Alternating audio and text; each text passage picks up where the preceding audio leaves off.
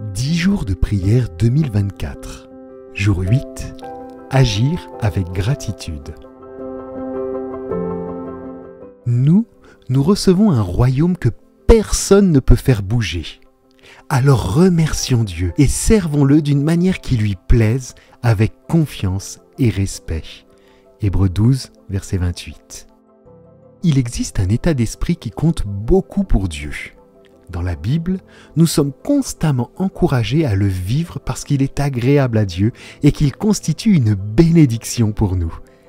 Cette attitude est la gratitude. La lettre aux Hébreux déclare « Nous recevons un royaume que personne ne peut faire bouger, alors remercions Dieu et servons-le d'une manière qui lui plaise, avec confiance et respect. » La gratitude est une disposition d'esprit qui plaît à l'Éternel et se révèle avoir un impact positif sur notre vie, car elle nous aide à nous concentrer sur ce qui est positif. Comme un muscle, elle se renforce lorsque vous l'exercez librement en reconnaissant les bénédictions dont vous êtes l'objet. Dieu invite ses enfants à cultiver la reconnaissance. L'apôtre Paul a écrit en 1 Thessaloniciens 5, verset 18 « Remerciez Dieu en toute occasion. C'est ce qu'il attend de vous qui êtes unis au Christ Jésus. » Remercier signifie être reconnaissant pour un bienfait reçu. Alors exprimez votre gratitude avec des mots attentionnés. Développer un cœur reconnaissant et une attitude de gratitude ouvre les yeux sur des détails les plus beaux et délicats de la nature. Mais aussi, elle est une preuve d'affection de la part des autres.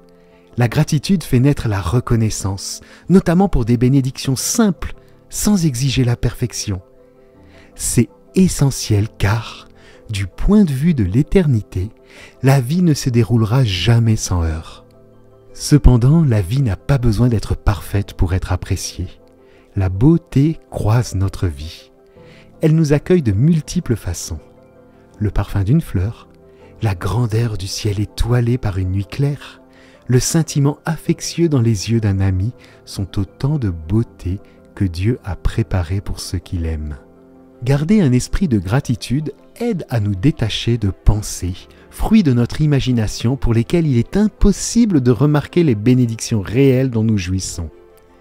La reconnaissance naît de la prise de conscience de la générosité de Dieu et implique la curiosité d'explorer les façons particulières dont il nous révèle son amour. Une telle gratitude élargit l'horizon de la vie et augmente notre capacité, plaisir et satisfaction du bonheur.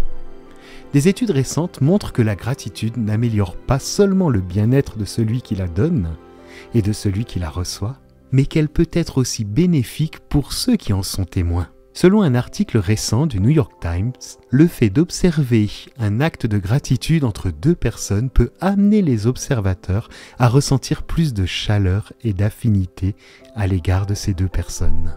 Pourquoi ne pas mettre en pratique ce à quoi Dieu nous a appelés ? Développer une attitude de gratitude qui pourrait bien transformer nos rencontres avec les gens qui nous entourent et rendra le monde un peu plus vivable. Remercions Dieu pour le don de la gratitude. Prions avec la promesse biblique en Hébreux 12, verset 28. Aussi, puisque nous recevons un royaume inébranlable, montrons notre gratitude en rendant à Dieu un culte qui soit agréé de lui, avec piété et avec crainte. Soyons reconnaissants.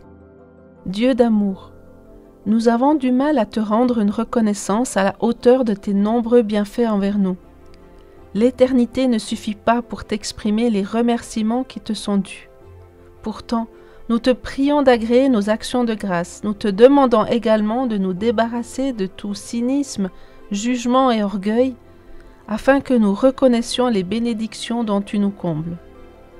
Aide-nous à prendre le temps d'exprimer notre gratitude à ton égard et à l'égard des autres, bien plus que des plaintes ou des demandes égoïstes. Développe en nous une véritable attitude de gratitude. Puisque nous recevrons un royaume inébranlable. Seigneur, Père généreux, tu nous offres le salut à un prix éternel, ainsi que ton royaume. Nous ne mesurons pas l'étendue des privilèges que tu nous accordes. Chaque jour, attire notre attention sur l'honneur d'être ton enfant. Nous te sommes reconnaissants pour cet immense amour et une telle bénédiction. Amen. Voici les 6 thèmes de prière que nous reprendrons chaque jour. Appuyez sur pause entre chacun d'eux et laissez Dieu vous inspirer les sujets qu'il veut vous mettre à cœur aujourd'hui. Reconnaissance et louange. Remerciez Dieu pour ses bénédictions spécifiques et louez-le pour sa bonté. Confession. Durant quelques minutes, confessez-vous en privé et remerciez Dieu pour son pardon. Conseil.